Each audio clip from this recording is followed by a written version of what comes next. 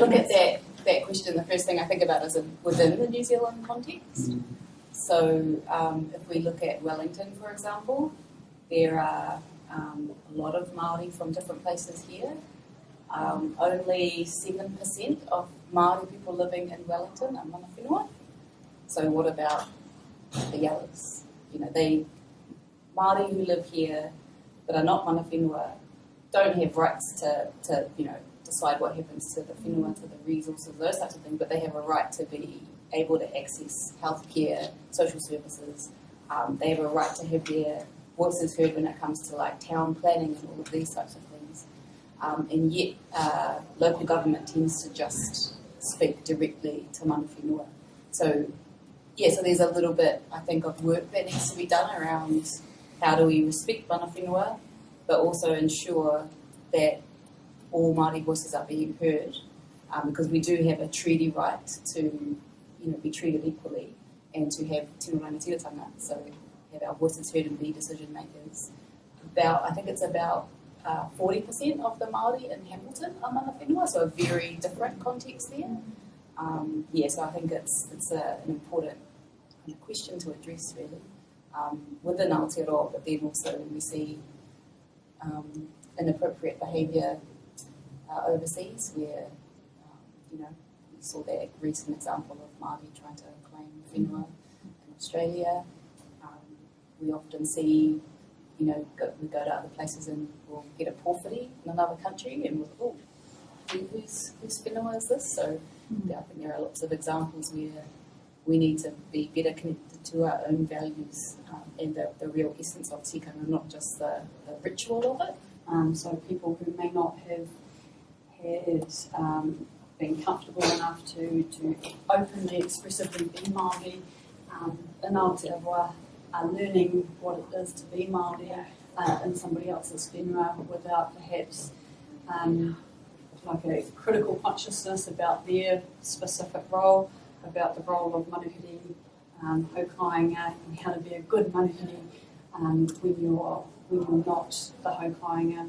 That's also a part of decolonising the self, decolonising the brain, and acknowledging that it's okay that you may not have known this stuff when you're in Aotearoa, but it's your responsibility. It's good manuhiri to learn about what a good manuhiri is, and that there are boundaries again. That it's good that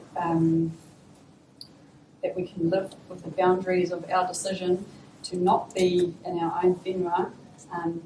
If we're not operating in our own whenua, then we need to be accepting of the fact that we're living in a way that still upholds our cultural values, still enables us to participate in cultural activities, using te reo Māori with our community, but doing that in a way that's completely respectful. Myself and Arani have talked about Te Herenga Waka and the kawa up there, and following Ngāti Awa, Mātātua, tikanga in a Atiawa space, and where does that fit in the whole thing? And I think there are issues. There's some nuanced complexities in the relationships that happen. I wonder sometimes whether we allow these sorts of things to drive us apart when there's so many things that bring us together. We're all trying to fight the same fight, and then somebody throws this is mana whenua and you're Taura Here and all of this sort of stuff. You go, man, that's a minor issue compared to the issue of trying to survive in the context that we're in. So, along with understanding our tikanga, I think can give us some guidance in how to be good manuhiri, like one of the kōrero here in Aotearoa. He mana tō tēnā, that's the whakaaro, but that idea of, you have your mana and you take your mana with you, that it's not a subservient thing, but I think when we speak mana to mana, then we raise our mana, rather than this subservient sort of idea and sort of the idea of working together and collaborating. I think that strengthens approach to solving issues that we face together. Yeah, when we think about who is tangata whenua, who is mana whenua, and these types of questions, it just makes me think about colonisation is something that doesn't just happen locally, it happens globally, and it's about our positioning and our relationships. So when we were overseas, we realise what our position is over there. And I think here in Aotearoa, you know, the Crown just came and drew a circle around 3 islands or 4 islands and said, this is New Zealand. And now we decide that everyone from those islands is tangata whenua, no matter where they move within those islands. You know, and that's all quite arbitrary and, you know, socially constructed.